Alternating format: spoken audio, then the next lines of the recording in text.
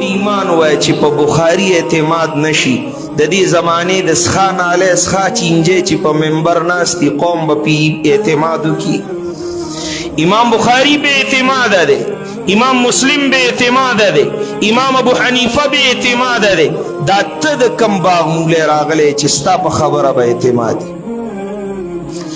نو چې کله د دین په سند او په عالمانو او په محدثینو اعتماد پاتې نشي دا قوم به بی دینه کیږي نه. تشویق پیدا کړي، تشکیک مه پیدا کوئ. خلقو له د دین په باره کې شکونه مه پیدا کوئ، خلقو له د دین شوق پیدا کړي. منبر دې دپاره دی، منبر دې دپاره دی چې شوق پیدا شي. دا مو وایه چې تراوی نشته، وایه تراوی کې تهجد هم کوه.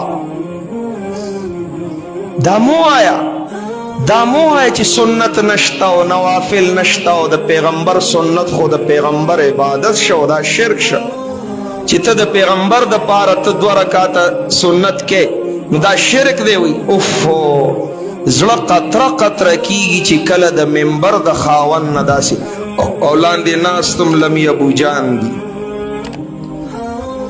لاندې ناستم لم ابو جان دي. ماشاءالله ستاسو ایمان ته سلام دی، ستاسو ایمان ته سلام دی. قسم د الله په ذات کما ستا بیزتی وکړه نو ته به بلې جمعې له رانشي. الله دې نه کي کما ستا بیزتی وکړه ته به بلې جمعې له رانشي. ما ته ستا ایمان معلوم دی، خو که د نبی علیه السلام د شان خلاف خبره کوي دا زما د ترور زوی خو نه دی او د تره زوی خو نه دی او د ماما زوی خو نه دی. که الله نه وی ویلی نو ما به نوم هم نه وی اغستی. الله تا ته کله ویلی دي؟ خوب دې کله لیدلی؟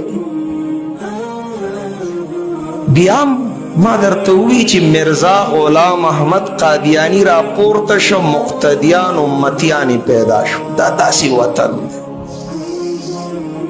چې د قادیانی غوندې ملعون سړي امتیان په دې وطن کې پیدا کیږي. وي زما دومره فالوورز دي، مړه دا دومره فالوورز دي در سره به جهنم ته ځي چې ته مخکې دا درپسې. کلما القی فیها فوج یو دو بنی ډیر به فوج کلما القی فیها فوج سالهم خزنتها. بے انصافی مه کوئ، فتنې ډیرې دي. داسې نظر ساتئ په خپلو بچو باندې لکه مور چې په ځنګل کې روانه او چاپیره ګوري چې ازمری شرمخ را نشي او بچی رانه ونه خوري. داسې ځنګل کې موږ پراته یو، د فتنو په دې ځنګل کې چاپیره درندگان دي، چاپیره. او لوی درنده د منبر خاوند ګرځېدلی، لوی درنده. دینه لوی شر بل نشته، دینه لوی فتنه بله نشته. ځکه د خبره حجت دی، دلیل دی.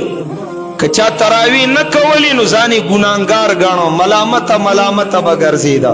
اوس خو دلیل دی، مفتی صاحب فتوا ورکړې ده، حجت دی. اوس خو برید تا وایي نشته. دې مولیانو موږ هسې غرق کړو، دی موږ هسې تباه کړو. لویه فتنه په فتنو کې دغه فتنه ده. الله دې امن را نصیب کی. خو د خوب وخت نه دی زما رونو. الله دې زما او ستا د ایمان ساتنو کی او زما او ستا د بچو د ایمان ساتنو کی. خوب به نه کوئ، غفلت به نه کوئ، نظر به ساتئ.